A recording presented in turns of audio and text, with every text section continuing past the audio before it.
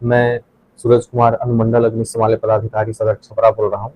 मैं वर्तमान में जो अभी मार्च माह से लेकर मानसून तक के काल को अग्निप्रवण काल कहते हैं, तो इस अग्निप्रवण काल में बहुत सी अगलगी की घटनाएं होती हैं, जिससे काफ़ी मात्रा में जान माल की क्षति एवं आर्थिक क्षति भी होती है। आज उसी संदर्भ में मैं आप सबको कुछ बताना चाहता हूँ, ताकि इस प्रकार की स्थिति से आप कैसे बच सकते हैं, कैसे अपने जान माल की क्षति को बचा सकते हैं, कैसे अगलगी की घटनाओं से बच सकते हैं।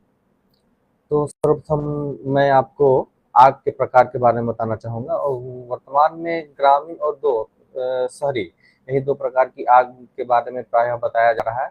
सबसे पहले मैं ग्रामीण आग के बारे में बताना चाहूँगा कि ग्रामीण आग में प्रायः हम लोग झुग्गी झोपड़ी और खेत खलिहानों में जो आग लगती है, उसके बारे में जन जागरूकता और मॉकड्रिल कर हम लोग आम पब्लिक को इसके बारे में जागरूक करते हैं।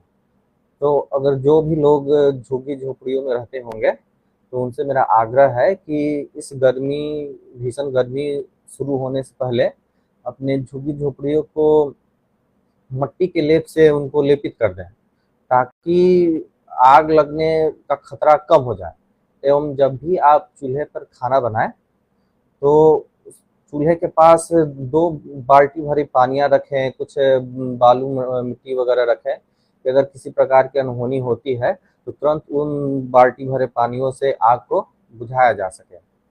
दूसरी बात मैं आपको ये बताना चाहता हूँ कि जब खेतों में गेहूँ की फसलें जो है खड़ी हो जाती है, और उस समय गर्मी भी बहुत चरम सीमा पे होती है, तो उन किसानों से मैं यह अपील करूँगा कि आप जब भी अपने घरों में खेत खेत का खेती करें, तो यह सुनिश्चित कर लें कि उसके आसपास किसी प्रकार का हाई एक्सटेंशन तार न गया हो, उससे थोड़ा-सा दूरी बनाकर ही फसल को रोकें। ताकि गर्मियों में जब उनसे शॉर्ट सर्किट होता है, उनकी चिंगारियाँ जब खेतों पे गिरती है, तो बहुत बीघों के बीघों खेतों का और फसलों का जो है क्षति हो जाता है, जिससे किसान भाइयों को बहुत नुकसान होता है। इसलिए किसान भाइयों से मेरा आग्रह है कि इस प्रकार सावधानी बरतें। दूसरी बात यह है कि क्या करते हैं आजकल के लोग कि बीड़ी सिगरेट पीकर यत्र-तत्र फेंक देते हैं। उनसे चिंगारी उत्पन्न होती है और उससे भी आग लग जाती है। यह भी सावधानी बरतें। और दूसरी बात, अब हम शहरी आग के बारे में कुछ बताना चाहेंगे।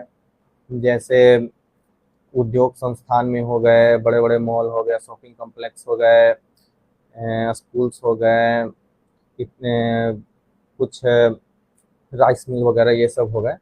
तो आप सबको यह सुनिश्चित कर लेना है कि आपके कैंपस में, आपके भवन में फायर सेफ्टी से रिलेटेड सारी उपकरणें लगी हुई हैं, सक्रिय अवस्था में हैं। अगर वो सक्रिय अवस्था में ना हो, तो तुरंत फायर ऑफिसर से संपर्क कर उन्हें सक्रिय रूप में करें, और उसका संचालन कैसे होता है खुद भी सीखें और दूसरे को भी सिखाएं।